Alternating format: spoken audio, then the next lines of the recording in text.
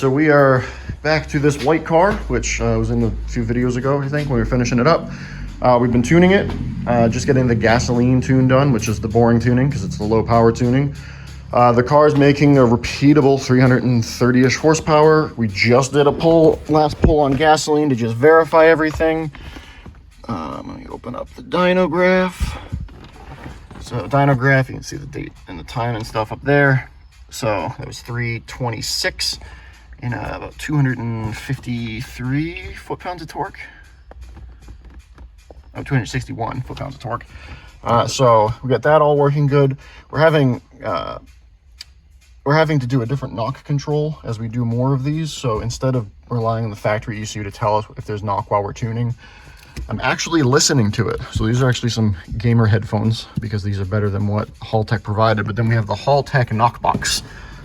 So we literally plug this into the factory knock sensor and we can hear the engine and you can hear detonation starting to happen. It's a fantastic tool. Finally got one. They're not cheap. I think this one's like 800 bucks. You can do really, really cheap ones, but for something that's as important as knock detection, we want everything we can. So we're gonna do one more tune of gasoline. We're gonna bump the boost up. Instead of 22 pounds, we're gonna go up to about 26 and pull some timing and see if we make more power. And then that'll be it for gasoline tuning. And then we're gonna start putting ethanol in this thing. So that's where we're gonna start making the power.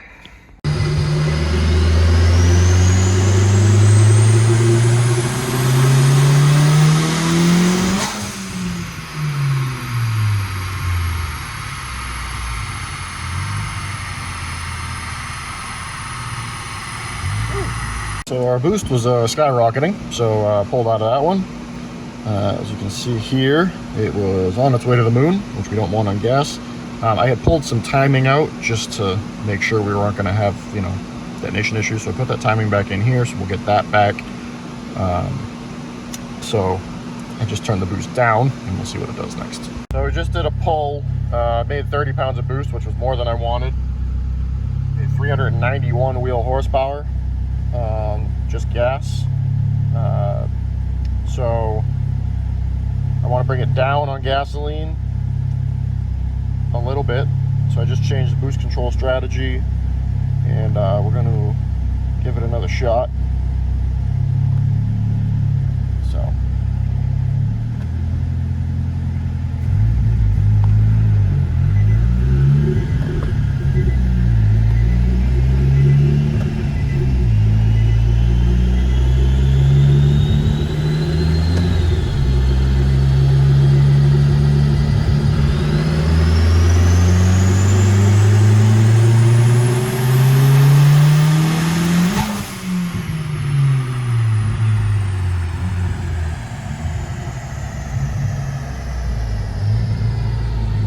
I heard some knock on that, so I let out and pull some timing out.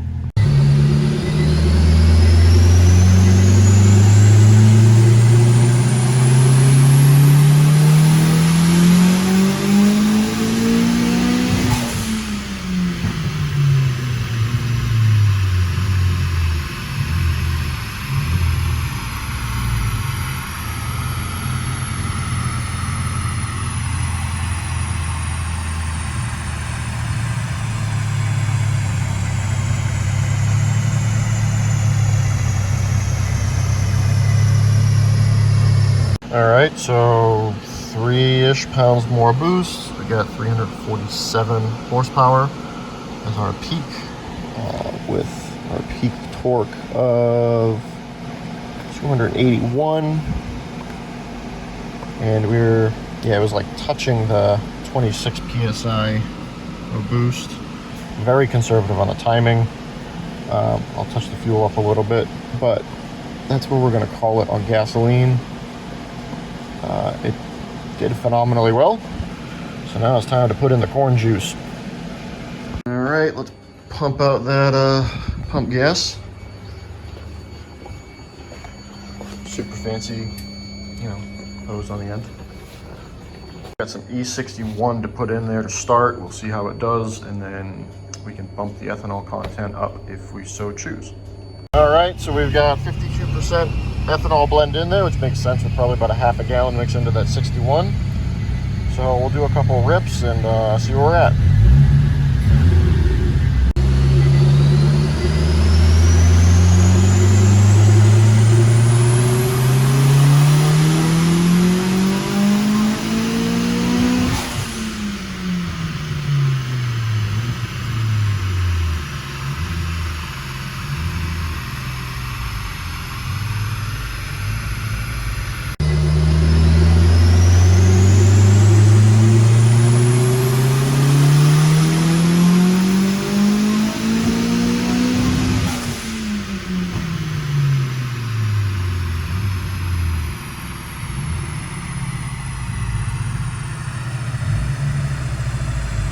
Alright, so E50-ish, we went from 326 horsepower on our wastegate tune all the way up to like 340 to 347, and that's only E50, so, and that's only timing. It's the same boost, same everything, and it gained it everywhere.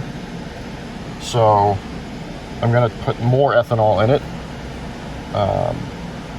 We'll just bump the content up quite a bit, and that will add a little bit more timing, but I want to leave the fuel tunes, their boost, where they are on ethanol, and just gain that power from the extra ignition timing and just leave it at that. And then we'll add boosts in our third big tune, which will be like our ethanol only tune.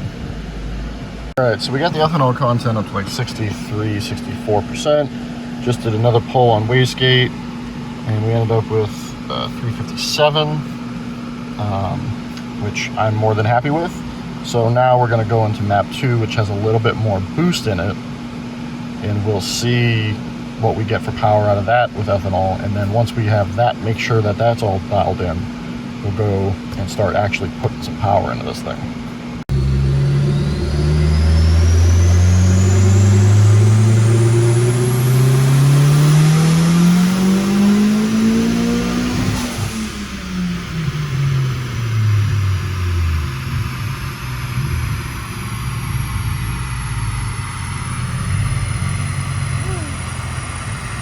Alright, so we made a really easy 392 with the boost falling off a little bit, but that would be because I don't have I have the duty cycle kind of falling off a little bit.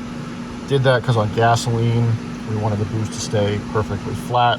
With the ethanol, with the way timing works, it's making the boost fall down a little bit, but it's still a pretty healthy graph. As we add power, instead of having the duty cycle taper off to keep that flat, we'll have it taper up to slowly keep the torque going up. But that is really healthy. It's making full boost around 5,300 RPM, I believe. About 5,000 actually. About 5,000 RPM, which is really good. And again, we're only revving it out to about 7,500 RPM, which is nothing. This engine can rev out to about 10, which when we start this next step, which is putting more power into it, we'll start revving it out a little bit. I'll bump it up to 8,000 to start. We'll get the boost to level off, will be the first thing that we do. So those two tunes are done. Again, the ethanol content isn't as high as I want it. Unfortunately, we're a little diluted, which, you know, is what it is. I got to pick up another can of X98. We can dump this tank out and fill that up if we don't get the power we're looking for. Realistically, being a street car, even with ethanol fill-ups, he'll be hard-pressed to see much more than E60, just the way that the mixtures happen in the tank, unless he's completely bone dry.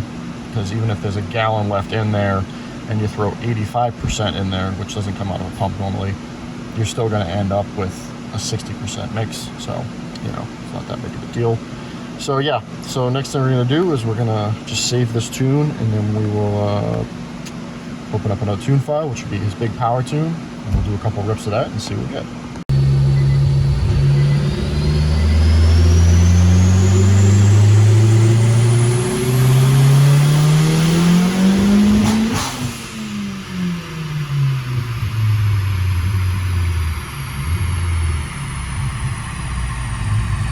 I lost internet. God damn. Got internet back. And that was letting out of it and breaking up. Woo! Baby. Okay, so let's go over that. Which I keep losing connection to my dyno computer. So anyway, it made way more boost than I thought it was gonna, and it started going really lean. So our target 0.738, we were at like a 0.9 when boost came on and it started breaking up. So there's way not enough fuel for that, clearly.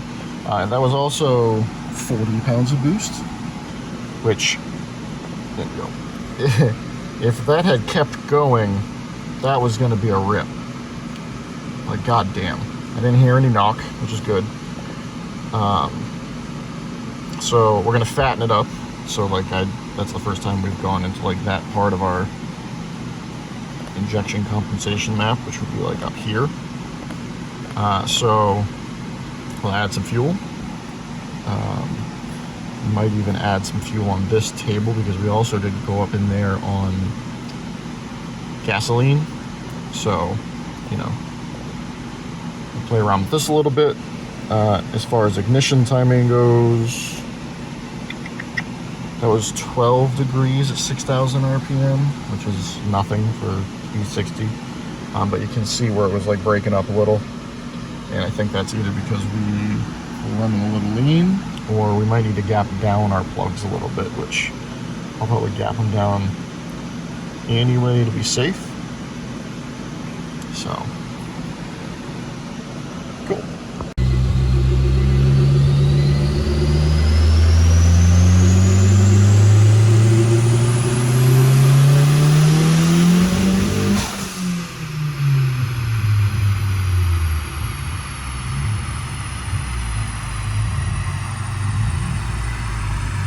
Breaking up again.